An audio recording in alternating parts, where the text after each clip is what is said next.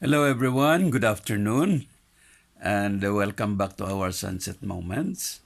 Ito po ang ating inyong lingkod at atin pong i-discuss ngayon itong isang sagip ko lang sa isang diskusyon kanina. It's all about courtship, panliligaw. Paano mo raw kukunin or makuha ang oo ng yung nililigawan. No?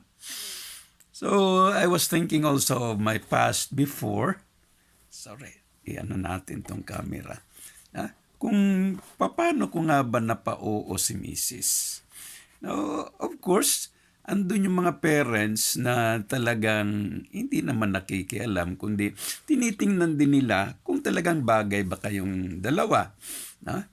Pero first and foremost, yung mga nagkakaroon ng mga first, anong tawag doon? First, unang tingin pa lang, unang pagkakilala, love at first sight, I should say. Love at first sight. Do you think meron nga ba talagang ganon? Siguro yung term na love at first sight, attracted siya siguro doon. Pero masabi mo ba talagang love na yun? Attracted siguro siya doon. Na medyo nakita niyang may maganda sigurong makita sa kanya na noon mo palang nakita sa kanya mismo. Kumbaga, you wonder something, you were imagining something na doon mo lang sa kanya nakita. Pero paano mo malove yung isang tao kung hindi mo pa kakilala, hindi mo pa nalaman pangalan niya, at yung mga mga bisyo ba niya, ugali niya, kagustuhan niya, hilig niya, etc. So, ito nga panliligaw-ligaw, kahit na ireto ba kadaw ba ng isang tao sa magiging partner mo, medyo may iba rin ang dyan. Iba rin na talagang, kumbaga, strategy mo dyan.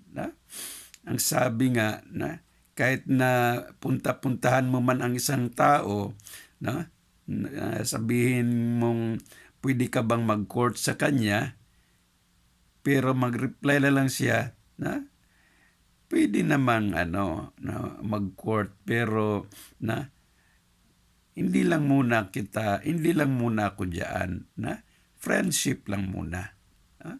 So in that sense, hindi mo na kailangan talagang i-push ang sarili mo, kulit-kulitin mo siya, kundi pag magiging magkaibigan na huwag siyang, kumbaga, naiirita na rin sa mga pag bisibisita mo, mag-chat ba kayo, na halos kayo-kayo na lang at ninakaw mo na yung oras niya. So, love, well, it's not only na you will look for a respect from someone, but there should be, or they should be the one to respect you. So, ayun, of course, matuto kang magrespeto rin. Pero hindi mo kailangang bilhin o hingiin ang respeto nila. Show yourself na talagang you are worthy to be respected. So, hindi mabibili yun. Then, from then on, respect, that will develop. Yun nga lang, sa pagligaw-ligaw ganyan, yan mutual understanding. Kaya may development din naman dyan. Pero knowing more each other, at if malaman niya yung isang bagay tungkol sa'yo, then baka he or she will also take a look kung totoo nga ba o ano ang mga kadahilanan o ano ang posibleng mangyayari. Like for example, yung health. yung health condition ng isang tao. Or yung mga allergy, na mga pagkain na gusto niya, ayaw mo naman. Na? Kaya kung mag-date-date kayong ganyan, then of course, medyo may magiging kaibahan din doon. Na? Gusto mong pumunta sa isang sports park, no? Ang sa kanya naman, or sa'yo, sa sinihan. Na? So, which one is which? And who will consider na kung saan talaga pwede kayong magsama-sama. So, andun na yung respeto. So, in such thing, yung mutual understanding in there sa courtship, na makukuha-kuha rin naman dyan na natin, ninyo, kung dahan-dahanin na ang pagkikilala sa bawat isa, no? Communication. Yun nga lamang sa mga international relationship, no? Na person to person, individually, medyo may kahirapan pagdating sa kultura nila, na sa communication nila. Pagkain din, na yan, may mga kaibahan din dyan. Kaya you have to know more each other. Communication is a very important thing. Kaya hindi lang minsan and dalawa or tatlong beses. Maybe hindi mo masabing after a month andun na yung yes, no? It took some time or give time na talagang you will know each other bago kayo talaga na you will commit yourself, accept each other, magkaroon na kayo ng engagement. So, in such a thing, may dapat talagang period, no? Time period. No? So, you give a time element for that. No? Mga love offerings, flowers, chocolates, no? Whatever. No? Na, of course, angkop naman sa edad niya. No? Baka bibigyan mo lang ng lollipop or whatever. No? But, hindi naman yun talaga sa material things no? More importantly, yung motivation ng isang tao, yung internal love na pinapakita mo, halimbawa rin pag susundo-sundo mo sa kanya, pag-aabang mo sa kanya, galing sa trabaho, and you waited, and hanggang sa matapos yung trabaho niya or schooling niya, and yun, you are together. Na? So, give a time. And then, you take a look also of yourself. If you are worthy to be respected. Baka masabi mong may limitations yung kagwapuhan mo. Given na yung kung mukha mo.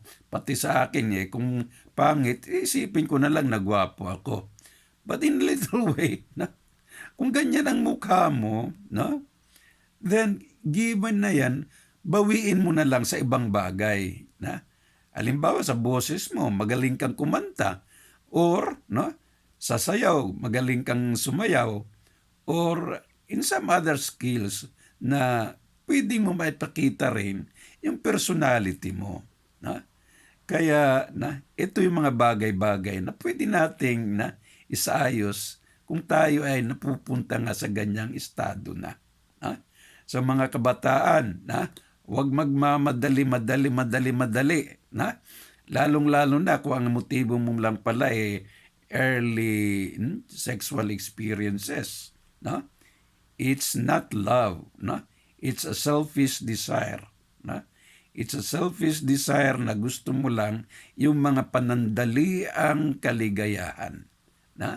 And then once na you have taken, ika nga, hindi na single, taken na daw, yun pala ang ibig sabihin, nakuha mo na ang puri niya, ang dangal niya, tapos iiwanan mo na lang, break na rin.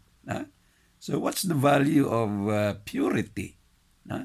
So dapat merong value talaga sa ng relationship. Value should be there. And i-connect nyo na rin dun sa itaas. na it will not just be a horizontal relationship, kundi by value, take a look also on its righteousness, kung ano ang tama, ano ang mali, by connecting yourself doon sa Creator, sa may kapal. And that will really fully make your relationship, no, acceptable. So, yun lamang po ang ating dapit hapon, ang ating sunset moments ngayong araw na ito. A short hugot galing sa ating Sir Kutaylo. Maraming salamat po. Good day sa ating lahat.